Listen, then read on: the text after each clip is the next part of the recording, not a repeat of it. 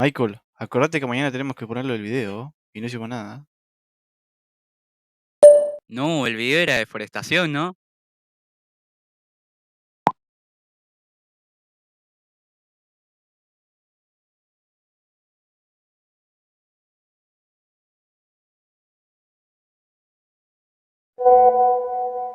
Esa fue la expedición pasada, ahora toca el mal de Chagas. ¿Te acordás, no? Ya, ¿qué? ¿Qué? ¿Qué era eso? ¿Qué era eso?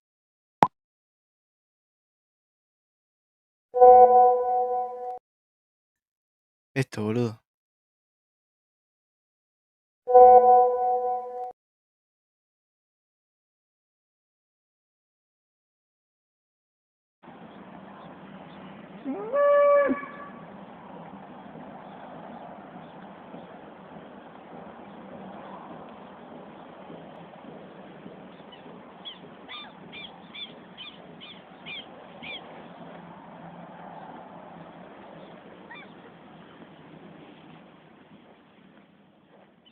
El enemigo más antiguo del hombre no es el tiempo ni la muerte. Es aquello que habita en lo invisible y se alimenta del olvido. En lo profundo del continente americano, entre selvas, llanuras y casas de adobe, habita un enemigo diminuto, silencioso, persistente. Un parásito que ha acompañado al ser humano por más de un siglo. Este es el mal de Chagas. El mal de Chagas, o tripanosomiasis americana, es mucho más que una enfermedad tropical. Es una infección parasitaria causada por un protozoo, Trypanosoma cruzi, un enemigo invisible que se transmite de múltiples formas, por la picadura de un insecto, de madre a hijo, por transfusiones, trasplantes, incluso por alimentos contaminados. Durante su recorrido en el cuerpo humano, la enfermedad tiene dos caras. Una fase aguda, casi siempre silenciosa o con síntomas leves, y una fase crónica que puede revelarse años después, golpeando el corazón o el sistema digestivo con fuerza devastadora. En 1909, en el corazón de Brasil, un médico y científico llamado Carlos Chagas realizó un descubrimiento sin precedentes. Identificó el parásito, su vector, los síntomas y los reservorios, todo en un solo estudio. Un hallazgo tan completo que cambió la historia de la medicina. El Trypanosoma cruzi es un protozoario hemoflagelado. Adopta tres formas principales: el tripomastigote, que circula en la sangre, el amastigote, que invade las células, y el epimastigote, que habita en el intestino del vector. Pero lo más inquietante es su capacidad de adaptación. Su diversidad genética le permite variar en virulencia, tropismo y respuesta al tratamiento. Cada cepa puede comportarse de manera distinta, lo que complica diagnóstico y pronóstico. Su ciclo biológico es una danza entre insectos y mamíferos. El triatomino, la vinchuca o kissing bug pica al huésped y deja sus heces infectadas cerca de la herida. El parásito entra por rascado o por mucosas.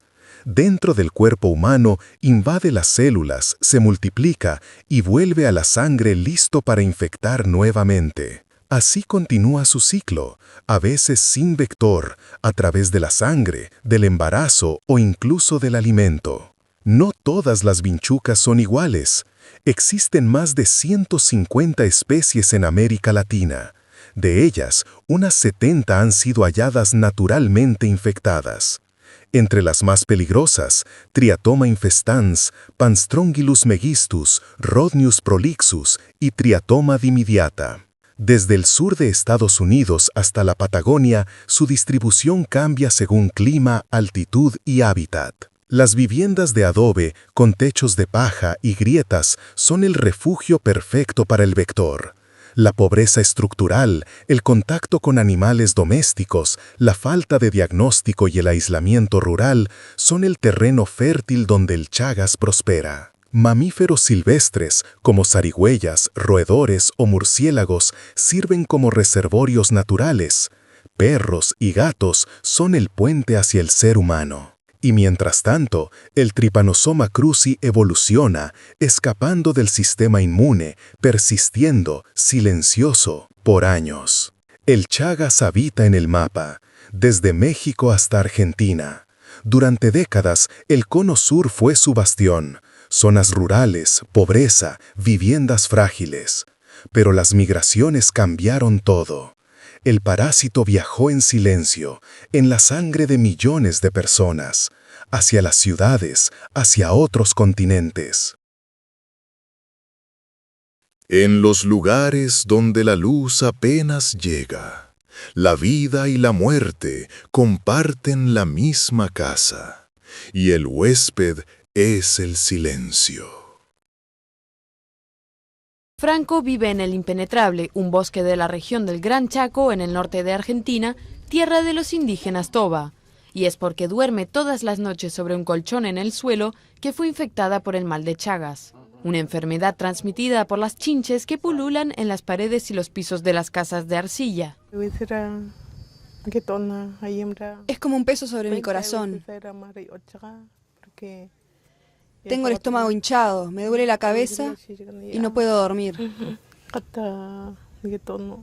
La enfermedad se demora una década antes de declararse. Luego llegan las complicaciones cardíacas, digestivas y nerviosas que vuelven difícil la vida cotidiana y a menudo, tras años de sufrimiento, llega la muerte.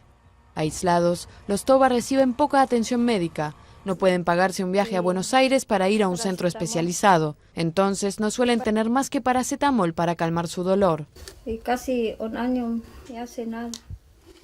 En Argentina, 3 millones de personas tienen la enfermedad, sobre todo en las zonas más pobres y retiradas. En América Latina afecta a 8 millones de personas y mata a 500.000 cada año.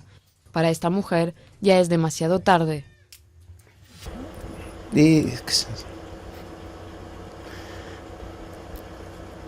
Son cosas muy fuertes. Un grupo de médicos voluntarios cruza el bosque impenetrable 2 veces al año. Su objetivo, aliviar a los enfermos y sobre todo ayudarlos a prevenir. Los niños son una prioridad. La persona que se trata, en tiempo y forma, se negativizan. Si no se hace hasta los 10 o 12 años de vida del paciente infectado, ya después no tiene sentido, porque ya la enfermedad está establecida. El voluntariado es una ayuda, pero se necesitan tratamientos radicales. Los médicos recomiendan, además de las curaciones y de la prevención, una política de Estado que incluya la construcción de casas en bloque y una fumigación recurrente. Hoy, casos crónicos se detectan en Estados Unidos, Europa, Japón. Incluso en el sur de Norteamérica se han documentado transmisiones autóctonas. El desafío es global: vigilar, diagnosticar, controlar. El vector depende del clima y la altitud. Algunas especies prefieren el calor húmedo, otras resisten a alturas medias. La deforestación y la expansión agrícola han reescrito los mapas del riesgo. En Argentina, el corazón del Gran Chaco, Santiago del Estero, Chaco, Formosa, fue durante años la zona más afectada. Allí, Triatoma infestans reinó como vector principal. Hoy, los programas nacionales de control han reducido la transmisión domiciliaria, pero la vigilancia continúa. El Chagas también se volvió urbano. Las personas migran, las ciudades crecen y con ellas los riesgos cambian.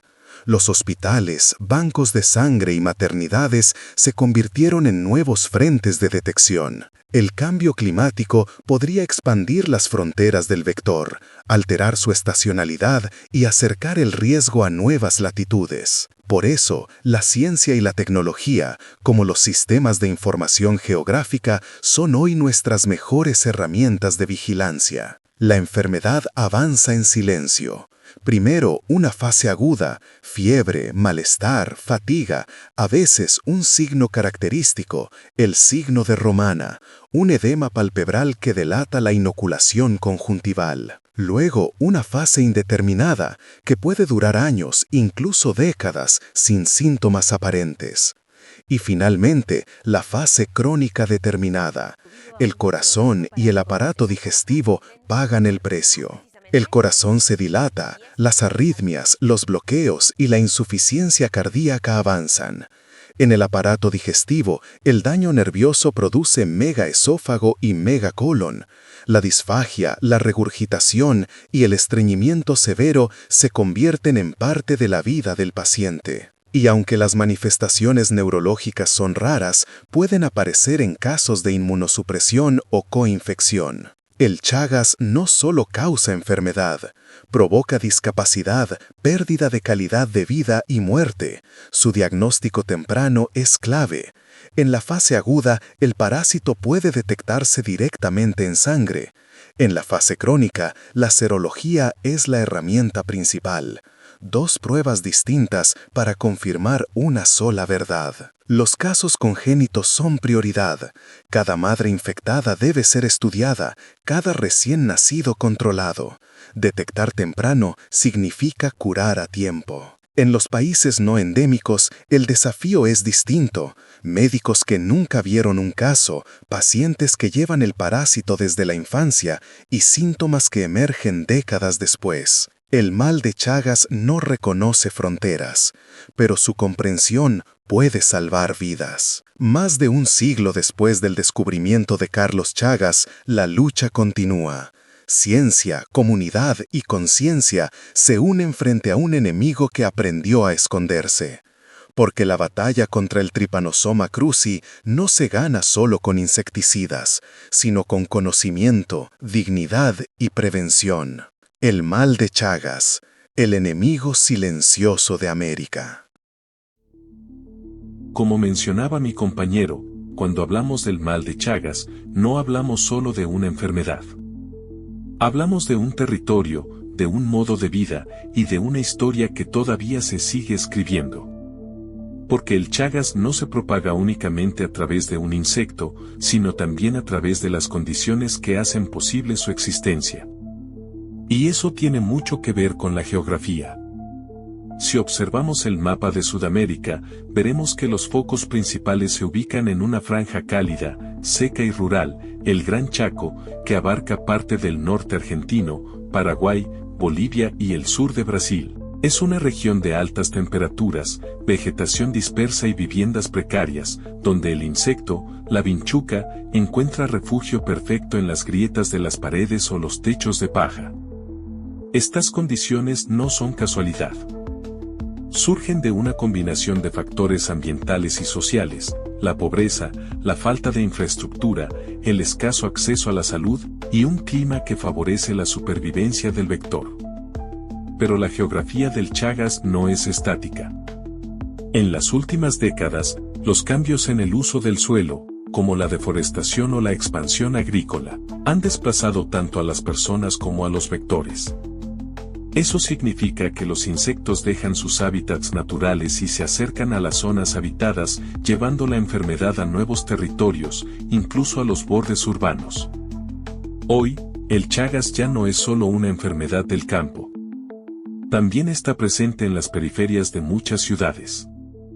La migración interna, el movimiento de trabajadores rurales e incluso los traslados internacionales han permitido que el parásito viaje con las personas, traspasando fronteras y volviéndose un problema global. En este punto, la geografía médica cumple un papel esencial. Porque no basta con tratar a quienes ya están infectados, hay que entender el entorno, los patrones climáticos, las viviendas y la forma en que las comunidades interactúan con su ambiente.